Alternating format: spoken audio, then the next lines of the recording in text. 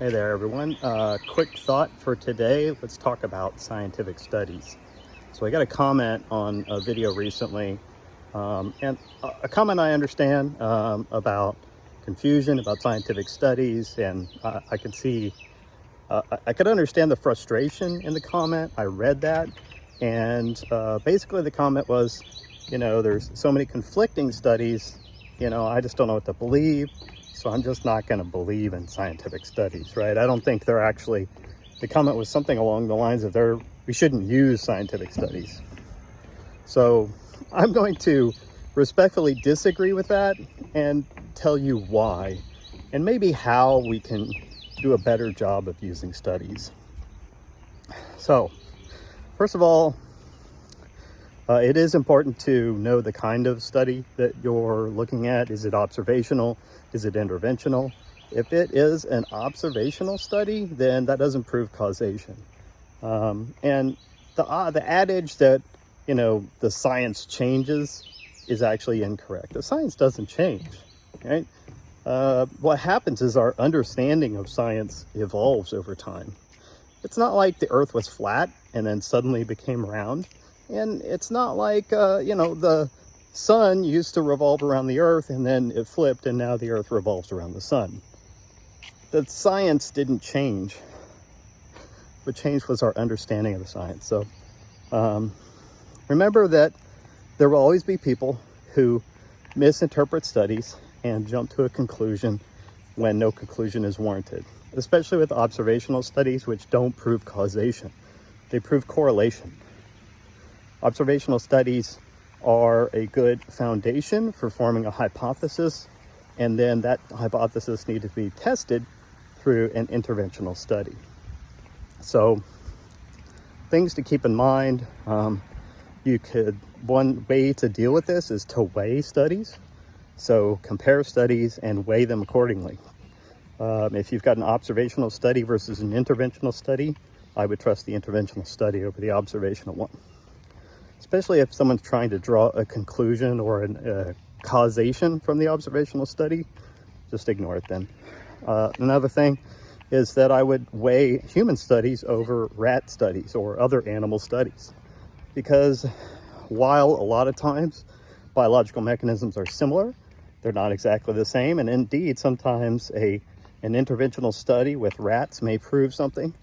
It shows causation, and then we find out that it doesn't work that way in humans. So another thing to keep in mind, right? Rats aren't humans, humans aren't rats. It's not perfect, it's the system we have. So remember, interventional over observational and human over rats. Anything else on this topic? I can't think of anything at the moment. So I hope that was illuminating. Just remember, our understanding of science is always changing. This doesn't mean that the mainstream media won't cherry pick a line out of a study, especially an observational study, and use it to jump to a conclusion. They're pretty much the worst about that. So don't trust mainstream media. Don't trust headlines that just cherry pick a single line from a study. Go read the study. Go find out, was it observational or interventional? And then what was it done with? Humans or animals? Find out for yourself. Read the study and just understand. And, at the end of the day, if you have a bunch of studies that conflict with each other and you're not sure where you should be, maybe you have an observational study in humans that says one thing and an interventional study in animals that says another thing. What are you supposed to believe? Well, I'm probably going to give more weight to the interventional study than the observation, because the observational study you cannot draw conclusions from. Any conclusions. It's merely a stepping stone to another study that will prove causation. But if I don't know what to think, I'm not going to believe either, but I might test it in myself, right? So it might be something, if it's a nutritional thing, I might be like, well, let me just try it. And then I'm my own study, right? You can become your own N=1 study and see how you react. And keep in mind that sometimes studies find that the reaction isn't the same in everyone. That, for example, the reaction may be highly dependent on gender or ethnicity, or even BMI, especially with a lot of these metabolic studies. So always keep that in mind. And yeah, you just got to weigh these things and look at them carefully, come to your own conclusion.